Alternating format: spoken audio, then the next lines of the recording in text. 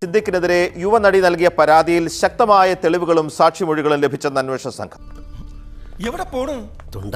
വെള്ളം കുടിക്കും. ഈ പട്ടിയുടെ മോന്ത കണ്ടിട്ട് പോവാം. 1.5 മാസം നീണ്ട അന്വേഷണത്തിനിടെ പ്രത്യേക സംഘത്തിന് ലഭിച്ചത് പരാതിക്കാരുടെ മൊഴി ശരിവയ്ക്കുന്ന തരത്തിലുള്ള ശക്തമായ തെളിവുകൾ. ആളെ ഇപ്പൊ കിട്ടും, അറിയോ? വാ കാണാം.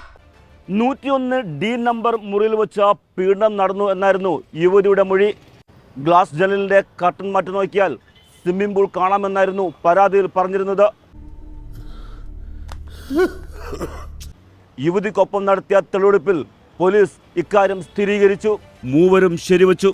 ജനുവരി 27 രാത്രി 12 മണിക്ക് മുറിയെടുത്ത സിദ്ദീഖ് പിറ്റേന്ന് വൈകിട്ട് 5 മണിവരെ ഹോട്ടലുണ്ടായിരുന്നുവെന്ന ഹോട്ടൽ രേഖയിൽ നിന്നും തെളിഞ്ഞു.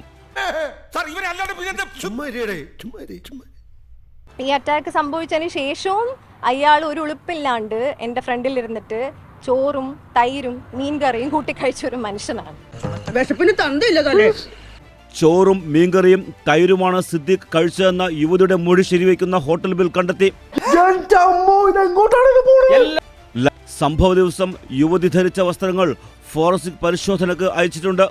അതോടൊപ്പം മസ്കറ്റ് ഹോട്ടലെത്തിയപ്പോൾ യുവതി ഒപ്പിട്ട പഴയ സന്ദർശന രജിസ്റ്റർ കണ്ടെത്താൻ പരിശോധന തുടരുകയാണ്. ഞാൻ പോയി വരട്ടെ മക്കളെ. 2-ാം തീയതി വരാം. ഏത് മാസം? എല്ലാ മാസവും 2-ാം തീയതി ഉണ്ടല്ലോ. ഞാൻ പോകുന്നു. Bye bye.